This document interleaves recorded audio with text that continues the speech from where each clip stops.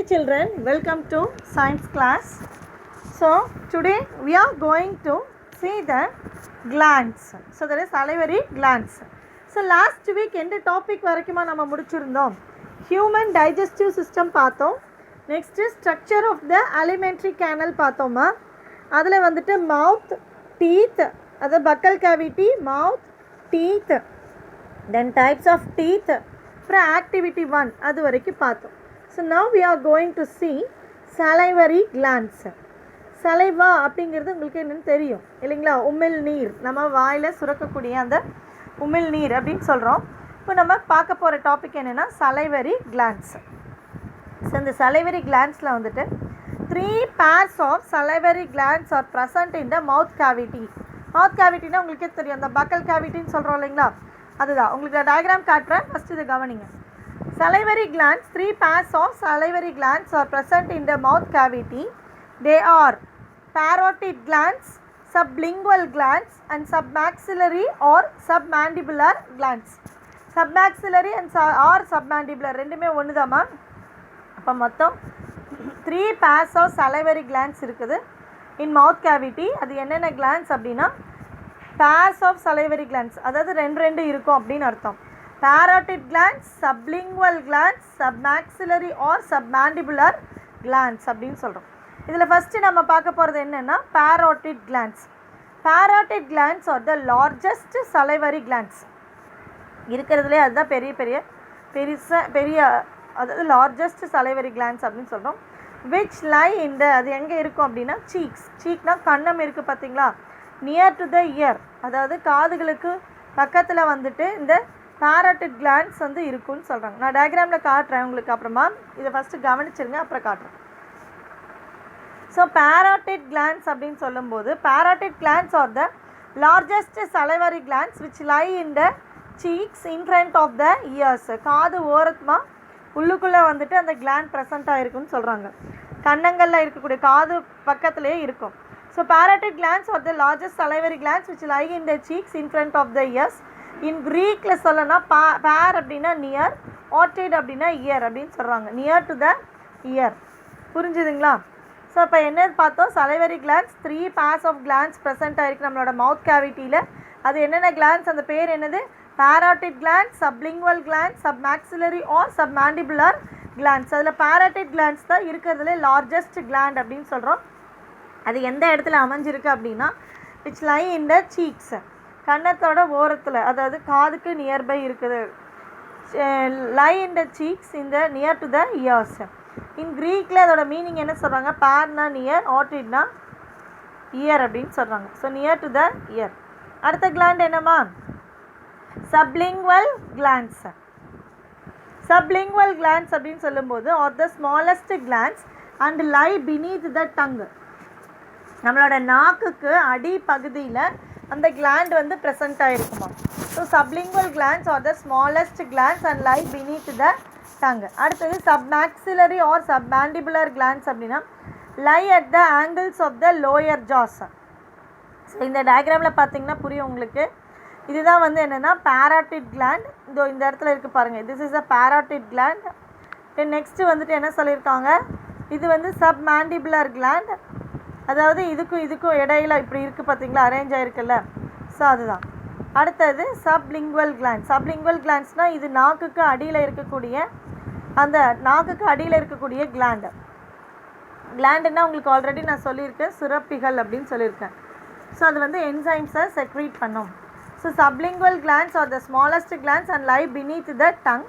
சப்மாக்சிலரி or submandibular glands அப்படின்னா அது எங்கே இருக்குது? Lie at the angles of the lower jaw. அந்த லோயர் ஜாவோட ஆங்கிள்ஸ்க்கு இடையில் இந்த சப்மாண்டிபுலர் கிளாண்ட் வந்து அரேஞ்ச் ஆகிருக்குன்னு சொல்கிறாங்க. அடுத்தது பாருங்கள், இப்போ 3 pairs ஆஃப் கிளாண்ட்ஸ் என்னென்ன? சலைவரி கிளாண்ட்ஸ்னால் என்னென்ன சொல்லுவீங்க?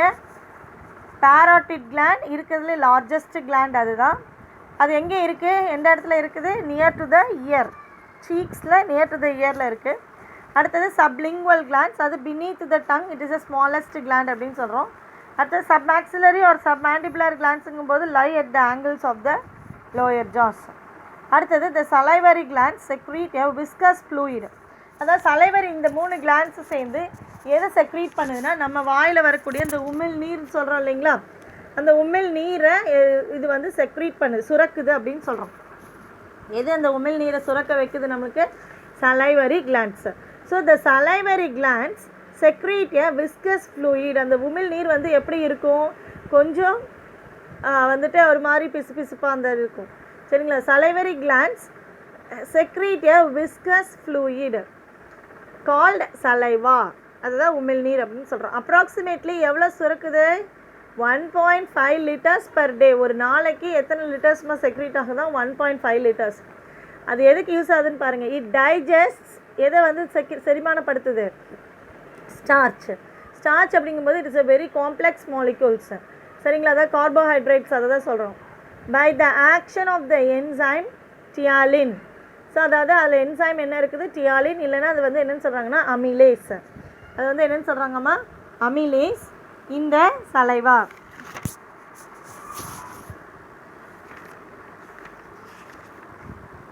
ஸோ அமிலேஸ் இந்த saliva which is converts starch, அதாவது பாலிசாக்ரைட் இன்ட்டு மால்டோஸ், டைசாக்ரைடாக கன்வெர்ட் பண்ணி கொடுக்குது.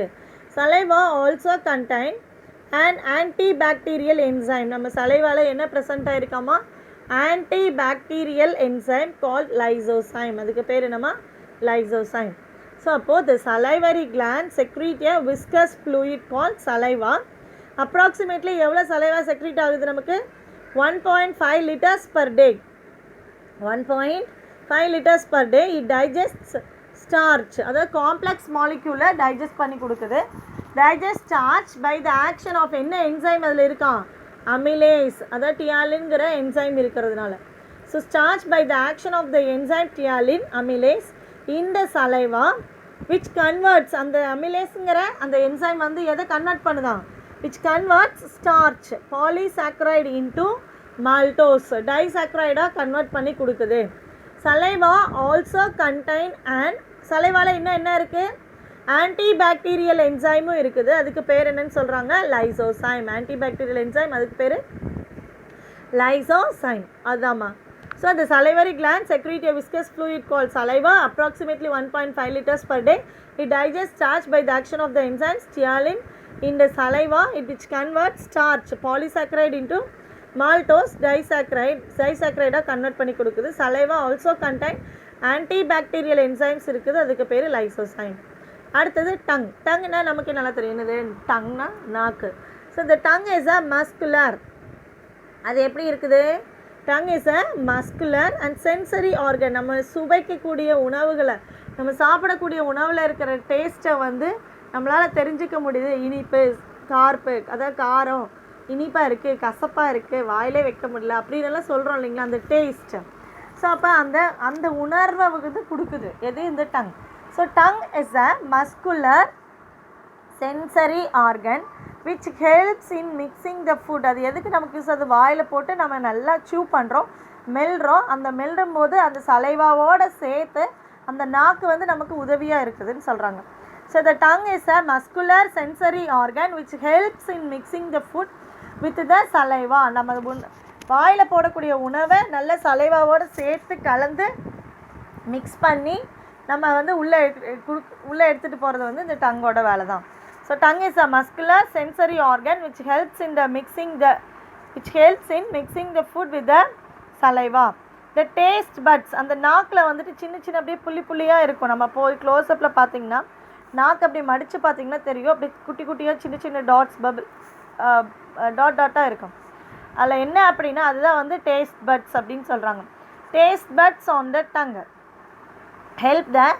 help to recognize the taste of food. அந்த டங்கில் இருக்கக்கூடிய அந்த டேஸ்ட் பட்டு காரணமாக தான் நம்ம வந்து பட்டுனா மொட்டுன்னு சொல்லுவோம்.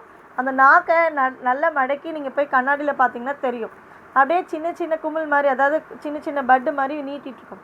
அதுதான் வந்து டேஸ்ட் பட்ஸ் அப்படின்னு சொல்கிறாங்க. இந்த டேஸ்ட் பட்ஸ் எதுக்கு யூஸ் ஆகுது? நமக்கு நம்ம என்ன சாப்பிட்றோமோ அதோட டேஸ்ட்டை நமக்கு உணர வைக்குது. So tongue is a muscular sensory organ which helps in the mixing of food with the saliva. The taste buds on the tongue help to recognize the taste of food. அடுத்தது masticated food. Masticatedனா நம்ம நல்லா மென்னுட்டோம் இல்லைங்களா, சூ பண்ணிட்டோம். அந்த மென்ன உணவை வந்து மெல்லுதல் சொல்லுவாங்க. மாஸ்டிகேட்டட்னா அந்த நல்ல மென்ன உணவை வந்து என்ன பண்ணுது, the masticated food in the buccal cavity, அந்த வாய்க்குள்ள பக்கல் கேவிட்டின்னா எதுன்னு சொன்னேன், கீழ்த்தாடை மேல்தாடை டங்கு டீத்து எல்லாம் சேர்ந்த அந்த பகுதி தான் வந்து பக்கல் கேவிட்டின்னு சொன்னேன். அப்போ நம்ம மென்ன உணவை வந்துட்டு என்ன பண்ணுது, இந்த பக்கல் cavity becomes a bolus. Bolus அப்படின்னா உணவு கவலம் சொல்கிறோம். அந்த யானைக்கெல்லாம் பெரிய பெரிய உருண்டையாக உருட்டி வாய்க்குள்ளே வைப்பாங்க இல்லைங்களா, அதை தான் போலஸ் அப்படின்னு சொல்கிறோம். அப்போ நம்ம சாப்பிட்ட உணவை நல்லா மென்று சூ பண்ணதுக்கு அப்புறமா நம்ம முழுங்குவோம் இல்லைங்களா, அப்போ அதை தான் உணவு கவலம் சொல்கிறாங்க. உணவு கவலம், அதாவது போலஸ் அப்படின்னு சொல்கிறோம். அதுக்கு பேர் என்னதுமா, போலஸ், உணவு கவலம் சொல்கிறோம். So the masticated food in the buccal cavity becomes a bolus which is rolled by the tongue. அந்த சாப்பாடு சாப்பிட்டு மென்ன உடனே என்ன பண்ணிடுவோம், நம்ம முழுங்கிடுவோம் இல்லைங்களா, அப்போ which is rolled by, அது யார், அந்த உணவு கவலத்தை எது வந்து ரோல் பண்ணுது, டங்கு தான். by the tongue and passed through the pharynx. pharynx தான் குரல் வலைன்னு சொன்னோம் இல்லைங்களா, அது குரல் வலையில் என்ன இருக்கும் அப்படின்னா எபிக்ளாட்டஸ். அதாவது இதில் என்ன சொல்லியிருக்காங்க பாருங்கள், the masticated food in the buccal cavity becomes a bolus. உணவு கவலமாக மாற்றி அதை வந்து என்னது, டங்கு தான் வந்து என்னது ரோல் பண்ணி உள்ளே அனுப்புது. எதுக்குள்ளே அனுப்புது, பேரிங்ஸ், குரல் வலை, அந்த இதுக்குள்ளே அனுப்புது. அந்த குரல் வலையிலேருந்து பேரிங்ஸ்லேருந்து எங்கே போகுது, ஈசோபேகஸ், இன்டு த ஈசோபேகஸ் தான் உணவு குழலுக்கு போகுது. பை ஸ்வாலோவிங், நல்லா மென்னத்துக்கு அப்புறமா, ஸ்வாலோவிங்னா அலையா அப்படி, ஸ்வாலோனா மெல்லுதல் அப்படின்னு அர்த்தமா, இங்கே ஸ்வாலோயிங்னா விழுங்குதல் அப்படின்னு அர்த்தம். மாஸ்டிகேட்டட் தான் மெல்லுதல், ஸ்வாலோயிங்னா விழுங்குறது அப்படின்னு அர்த்தம். ஸோ அப்போ என்ன நடக்குதுன்னு புரிஞ்சுதுங்களா, அந்த டங் நமக்கு எப்படி உதவியாக இருக்குங்கிறது தெரிஞ்சிச்சிங்களா. Is a muscular sensory organ which helps in mixing the food with the saliva. The taste buds on the tongue, நமக்கு வாக்கில் இருக்கக்கூடிய அந்த டேஸ்ட் பட்ஸ்னால தான் to recognise the taste of food. The masticated food in the buccal cavity becomes a bolus. நம்ம மென்ன உணவை வந்து என்னவாகுது, bolus, உணவு கவலமாக மாற்றி அதை அப்படியே ரோல் பண்ணி, டங்கு தான் அதை ரோல் பண்ணி எங்கே அனுப்புது, த்ரூ த pharynx, குரல் வலை வழியாக உணவு குழாய்க்கு அனுப்புது. into the esophagus by swallowing, முழுங்குறது அப்படின்னு அர்த்தம். டியூரிங் ஸ்வாலோவிங், அதாவது அந்த விழுங்க போகிற நேரத்தில் நம்ம தொண்டையில் வந்து பார்த்திங்கன்னா, அதாவது எபிக்ளாட்டஸ் மஸ்குலர் ஃப்ளாப்னா மடல் அப்படின்னு சொல்கிறது, மூடி திறக்கிறது. ஃப்ளாப்னா அதாவது ஓப்பன் ஆகி க்ளோஸ் ஆகிற, அது மாதிரி ஒரு ஃப்ளாப் அப்படின்னு சொல்கிறாங்க. So the epiglottis a muscular flap like structure at the tip of the glottis. அந்த க்ளாட்டஸோட மேல் முனையில் வந்துட்டு என்ன இருக்கும் அப்படின்னா, டியூரிங் ஸ்வாலோவிங், அந்த விழுங்குது இல்லைங்களா, அப்போ 2 இருக்குன்னு சொன்னால் ஏற்கனவே. உணவு குழல் வந்து ஈசோபேகஸ், மூச்சுக்குழல்னா ட்ரக்கியா, நம்ம மூச்சு விடுறோம் இல்லைங்களா, ஸோ அது 2 குழல் இருக்கும். அந்த 2 குழலையும் வந்துட்டு சாப்பிட்ற நேரத்தில் நம்ம தேவையான அந்த உணவு குழல், அந்த வாயை மட்டும் ஓப்பன் பண்ணுறதுக்கு தான் இந்த ஃப்ளாப் லைக் ஸ்ட்ரக்சர் வந்து அந்த டிப் ஆஃப் த க்ளாட்டஸில் இருக்கும். பிகினிங் ஆஃப் ட்ரக்கியாவும் அங்கே தான் உணவு குழல் 2 பைப் போகும். நம்ம தொண்டை வழியாக உள்ளுக்குள்ளே 2 பைப் போகும். ஒன்று வந்து லங்ஸ்க்கு போகிறது, அதாவது ட்ரக்கியாங்கிறது லங்ஸ்க்கு போகிறது, மூச்சுக்குழல்னு சொல்கிறோம். இன்னொன்று வந்து உணவு குழல் ஈசோபேகஸ்க்கு போயிட்டு ஈசோபேகஸ் வழியாக ஸ்டொமக்குக்கு போகிறது. சரிங்களா. ஸோ இப்போ இது 2ஐயும் வந்துட்டு எது வந்து எந்த நேரத்தில் அது ஓப்பன் பண்ணணும், எந்த நேரத்தில் அது க்ளோஸ் பண்ணணுங்கிறது எது பண்ணுது அப்படின்னா எபிக்ளாட்டஸ் பண்ணுது. ஸோ டியூரிங் ஸ்வாலோவிங், விழுங்க போகிற நேரத்தில் த epiglottis a muscular flap like structure at the tip of the glottis beginning of trachea, அங்கே தான் ட்ரக்கியாவும் பிகினிங் ஆகுது, ஸ்டார்ட் ஆகுதுன்னு அர்த்தம். ஸோ கவனிங்க நல்லா, த எபிக்ளாட்டஸ் closes and prevents the food from entering into trachea. அதாவது உணவு குழல் வழியாக போகணும், அது சப்போஸ் மூச்சுக்குழலில் போனால் நமக்கு அந்த புறை ஏறுறதோ இல்லை மூச்சு திணறல் ஏற்படுறதோ நடக்கும். ஸோ இப்போ அந்த நேரத்தில் டியூரிங் ஸ்வாலோவிங், விழுங்க போகிற நேரத்தில் அந்த எபிக்ளாட்டஸ் என்ன பண்ணுதான், closes and prevents the food from entering into trachea வழியாக உணவு உள்ளே போகாமல் தடுக்குது. அப்போ அந்த இடத்துல என்ன ஆயிடுது, அது க்ளோஸ் ஆயிடுதுன்னு சொல்கிறாங்க. அதுதான் புரிஞ்சுதுங்களா. So during swallowing the epiglottis closes and prevents the food from entering into trachea, மூச்சுக்குழலுக்குள்ளே போகாமல் தடுத்து நிப்பாட்டுது. ட்ரக்கியாங்கிறது வின் பைப். புரிஞ்சுதுங்களா. டங்னா என்னன்னு தெளிவாக இருக்கீங்களா. Is a muscular sensory organ which helps in mixing the food with the saliva. The taste buds on the tongue help to recognize the taste of food. The masticated food in the buccal cavity becomes a bolus which is rolled by the tongue and passed through the pharynx into the esophagus குள்ள போகுது by swallowing. During swallowing the epiglottis என்னவாகுது, close ஆயிடுது. ஏன் அப்படின்னா ட்ரக்கியாக்குள்ளே மூச்சுக்குழலுக்குள்ளே உணவு போகக்கூடாது அப்படிங்கிறதுக்காக அது க்ளோஸ் ஆகிக்குது. Food from entering into trachea windpipe. அடுத்தது பேரிங்ஸ். பேரிங்ஸ் தான் என்னென்னு சொல்லியிருக்கோம், நம்ம குரல் வலை அப்படின்னு சொல்லியிருக்கோம் இல்லைங்களா. அதாவது தொண்டை அப்படின்னு சொல்கிறாங்களே, நம்ம இந்த பகுதியை வந்து என்னென்னு சொல்லுவோம், குரல் வலை தான். அதாவது குரவலை அப்படின்னு சொல்லுவோம் தமிழில் சொல்லுவோம். இது வந்து பேரிங்ஸ் அப்படின்னு சொல்லும்போது குரல் வலை. The pharynx is the membrane lined cavity. மெம்பரேன்னா மேலுரை கவர் ஆனது அப்படின்னு அர்த்தம். Behind the nose and the mouth, நம்மளோட மூக்கு மற்றும் அதாவது மவுத்து தொண்டை, அது ரெண்டும் வந்து ஒரே பாயிண்டில், அதாவது ஒரே பாயிண்டில் வந்து மீட் பண்ணும். சரிங்களா, அதை தான் சொல்கிறாங்க. The pharynx is a membrane lined cavity behind the nose and mouth connecting them to the oesophagus. அது ரெண்டையும் கொண்டு வந்து இணைக்கிறது இது எந்த இடத்துல இணைக்குது, ஈசோபேகஸ். அது ரெண்டும் இணைக்கிற இது வந்து என்னது, pharynx. So the pharynx is the membrane lined cavity. கேவிட்டிங்கிறது ஒன்றும் இல்லை, அந்த குழி அப்படின்னு சொல்லுவாங்க, அந்த இடத்துல போய் முடியுது இல்லைங்களா, அதான். Behind the nose and mouth connecting them to the ஈசோபேகஸில் இணைக்குது. It serves as a pathway for the movement of food. அது எதுக்கு யூஸ் ஆகுது அந்த pharynx? It serves as the pathway, ஒரு வழி அமைச்சு கொடுக்குதுன்னு சொல்லலாம்.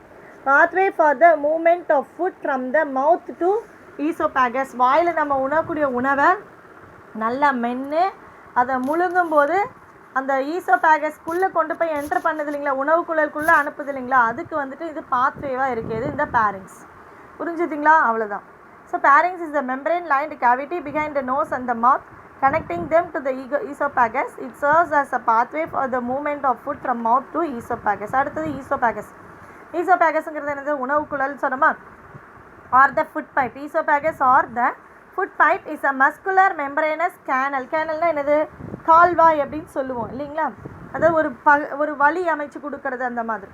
இப்போ ஈசோபேகஸ்ங்கிறது உணவு குழல் அப்படின்னு சொல்லிட்டோம். அதாவது என்ன சொல்கிறாங்க, ஈசோபேகஸ் இல்லைன்னா அதுக்கு பேர் ஃபுட் பைப்புன்னு இருக்காங்க. அது வந்து என்னது, is a muscular membranous canal about 22 centimetre in length. அதோட லென்த் எவ்வளோ இருக்குமாமா, 22 centimetre in length. It conducts food from pharynx to the stomach. சாப்பிட்ட உணவை பேரிங்ஸ் மூலமாக எங்கே கொண்டு வருதான், ஸ்டொமக்குக்கு கொண்டு வருதான். பை பெரிஸ்டால்சிஸ் அப்படின்னா வேவ் லைக் மூமெண்ட். அந்த உண்ணக்கூடிய உணவு, நம்ம சாப்பிட்ட உணவை நல்லா மென்று முழுங்கின உடனே அது டபக்குன்னு உள்ளே போயிடாது.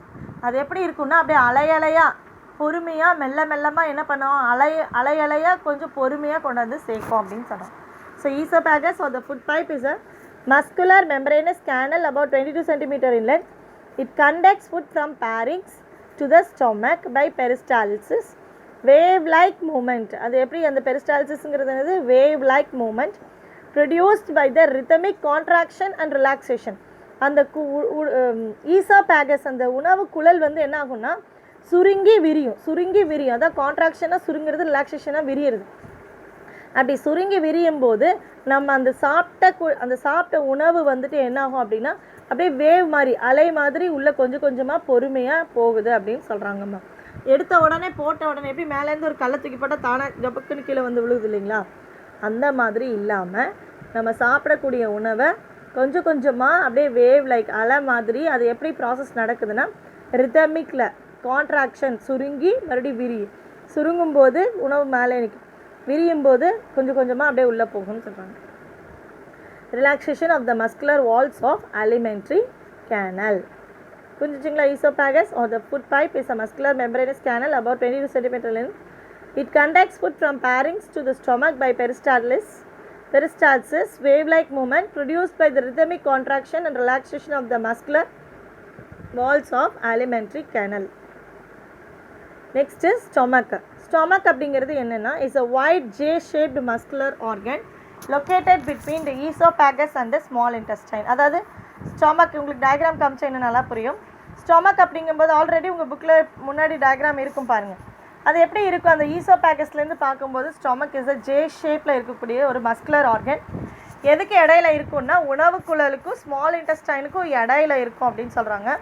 த gastric glands present in the inner walls of the stomach. நம்ம வயிற்றில் வந்துட்டு ஸ்டொமக் உள்ளே வந்துட்டு என்ன இருக்குன்னா கேஸ்ட்ரிக் கிளாண்ட்ஸ், இறைப்பை அப்படின்னு சொல்லுவோம். கேஸ்ட்ரிக் அப்படின்னா இறைப்பை, அதாவது இறைனா நம்ம சாப்பிடக்கூடிய உணவு வந்து உள்ளே போகுது இல்லைங்களா, அதுதான்.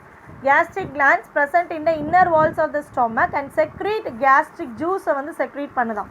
gastric juice வந்து எப்படி இருக்கும்னா கலர்லெஸ், அதுக்கு கலரே கிடையாது, ஹைலி அசிடிக். அதாவது நமக்கு வந்துட்டு இப்போ நம்ம சாப்பிட்லன்னா அல்சர் வருது இல்லைங்களா, ஸோ இப்போ இதெல்லாம் இதனால தான், அந்த கேஸ்ட்ரிக் ஜூஸ்னால தான்.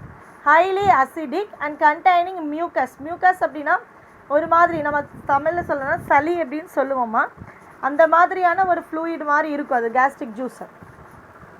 மியூக்கஸ், ஹைட்ரோக்ளோரிக் ஆசிட், அதில் என்ன இருக்குமா ஹைட்ரோக்ளோரிக் ஆசிட் அண்ட் என்சைம்ஸ். என்னென்ன என்சைம்ஸ் இருக்குன்னா ரெனின் இன் இன்ஃபேண்ட்ஸ், அதாவது குழந்தைகளுக்கு வந்து ரெனின் இருக்கும், அண்ட் பெப்சின் ஃபார் அடல்ட் அப்படின்னு சொல்கிறாங்க. ஸோ ரெனின் அண்ட் பெப்சின் இருக்குன்னு சொல்கிறாங்க. The stomach is a wide J-shaped muscular organ located between எதுக்கு இடையில இருக்குது, ஈசோபேகஸ் அண்ட் ஸ்மால் இன்டெஸ்டைனுக்கு இடையில. த gastric glands present in the inner walls of the stomach secrete gastric juice. gastric glands வந்து stomach உள்ளே இருக்கக்கூடிய அந்த gastric glands எது secrete பண்ணுது, secrete gastric juice செக்ரீட் பண்ணுது. அந்த gastric juice எப்படி இருக்குமா, இஸ் கலர்லெஸ், ஹைலி அசிடிக்காக இருக்கும், containing mucus, hydrochloric acid and enzymes என்னென்ன இருக்கும் அப்படின்னா ரெனின் அண்ட் பெப்சின் இருக்குன்னு சொல்கிறாங்க. இப்போ இந்த பெப்சின் அப்படிங்கிறது என்ன அப்படின்னா it's a stomach enzyme that serves to digest protein found in ingested food. அதாவது நம்ம எடுத்துக்கக்கூடிய உணவில் இருக்கக்கூடிய அந்த ப்ரோட்டீனை டைஜஸ்ட் பண்ணுறதுக்கு யூஸ் பண்ணக்கூடிய அந்த என்சைம் தான் வந்து பெப்சின் அப்படின்னு சொல்கிறாங்க. அதாவது உங்கள் புக்கில் இல்லாத கவனிங்க நான் சொல்கிறத. Pepsin is a stomach enzyme that serves to digest protein found in ingested food. நம்ம எடுத்துக்கக்கூடிய உணவில் இருக்கக்கூடிய ப்ரோட்டீனை டைஜஸ்ட் பண்ணுறதுக்கு யூஸ் பண்ணக்கூடிய என்சைம் தான் வந்து pepsin. gastric chief cell secrete pepsin as an inactive zymogen is called pepsinogen. பெப்சினோஜன்கிற ஒரு இன்ஆக்டிவ் செல்லில் இருந்து தான் பெப்சின்கிற என்சைம் வந்து செக்ரீட் ஆகுது அப்படின்னு சொல்கிறாங்க. அதுதான் உங்கள் புக்லிங் கொடுத்துருக்காங்க. inactive pepsinogen is converted to active pepsin which acts on the proteins in the ingested food. which acts on the, அதாவது ப்ரோட்டீன் மேலே நம்ம எடுத்துக்கக்கூடிய அந்த கொழுப்புன்னு சொல்கிறோம் இல்லைங்களா, புரதம் சொல்கிறோம், அதை வந்துட்டு அது வந்து இட்ஸ் அ காம்ப்ளெக்ஸ் மாலிகுல், அதை வந்து கன்வெர்ட் பண்ணுதுன்னு சிம்பிளஸ்ட் மாலிகுலாக கன்வெர்ட் பண்ணோம் இல்லைங்களா, அதுக்கு இந்த பெப்சின்கிற என்சைம் யூஸ் ஆகுது. அவ்வளோதாம்மா, புரிஞ்சிச்சிங்களா இது வரைக்கும்? So inactive pepsinogen is converted to active pepsin which acts on the protein. எது மேலே ஆக்ட் ஆகுது, ப்ரோட்டீன்ஸ் மேலே, இந்த ingested food. அடுத்தது பாருங்கள், ஹைட்ரோக்ளோரிக் ஆசிட் ஆல்ரெடி பார்த்தோம் இல்லைங்களா. இந்த ஹைட்ரோக்ளோரிக் ஆசிடோட வேலை என்னென்னா, hydrochloric acid kills the bacteria swallowed along with, kills the bacteria swallowedனா விழுங்குதுன்னு அர்த்தம், along with the food, நம்ம உணவோடு இருக்கக்கூடிய அந்த bacteria அழிக்குது, and makes the medium acidic while the mucus protects. mucus தான் அந்த ஒரு மாதிரி சளி மாதிரியான அந்த ஒரு இது வந்து அதில் இருக்குது, ஸ்டொமக்கில் இருக்குது. It protects the wall of the stomach. நம்ம ஸ்டொமக்கில் வந்துட்டு அந்த அல்சர் கம்ப்ளைண்ட் வந்து எப்போ வருது, சாப்பிடாமல் இருக்கிற நேரத்தில், அந்த உணவு இல்லாத நேரத்தில் அந்த வயிற்றில் வந்துட்டு என்னது ஹைட்ரோக்ளோரிக் ஆசிட் செக்ரீட் ஆகுது, சரிங்களா. அப்படி அந்த நேரத்தில் சாப்பிட்டோம் அப்படின்னா அது வந்து நம்ம உணவை வந்து டைஜஸ்ட் பண்ணுறதுக்கு யூஸ் ஆகும். சாப்பிடல அப்படின்னா என்ன ஆகும், அந்த வயிறு அப்படியே கொஞ்சம் கொஞ்சமாக அந்த ஹைட்ரோக்ளோரிக் ஆசிட் நம்ம ஸ்டொமக்கில் இருக்கக்கூடிய லேயரை வந்து அரிக்க ஆரம்பித்து நமக்கு அப்படியே புண்ணு, அதாவது அல்சர் கம்ப்ளைண்ட் ஃபார்ம் ஆகுது. ஸோ ஹைட்ரோக்ளோரிக் ஆசிடோட மெயின் வேலை என்னதாங்க, கில்ஸ் த பாக்டீரியா. எங்கே இருக்குது அந்த bacteria, swallowed along with food. Suppose நம்ம சாப்பிடக்கூடிய உணவில் இருக்கக்கூடிய பாக்டீரியாவை அது வந்து அழிக்குது. And makes the medium acidic. அந்த அசிடிக்கை வந்து என்னவா மாற்றுது, ஹைலி அசிடிக்னு சொன்னோம் இல்லைங்களா, இப்போ மீடியம் அசிடிக்காக கன்வெர்ட் பண்ணிடுது. while the mucus வந்து என்ன பண்ணுது, protects the wall of the stomach. ஸ்டொமக்கோட வாலை வந்து ப்ரொடெக்ட் பண்ணுது. So that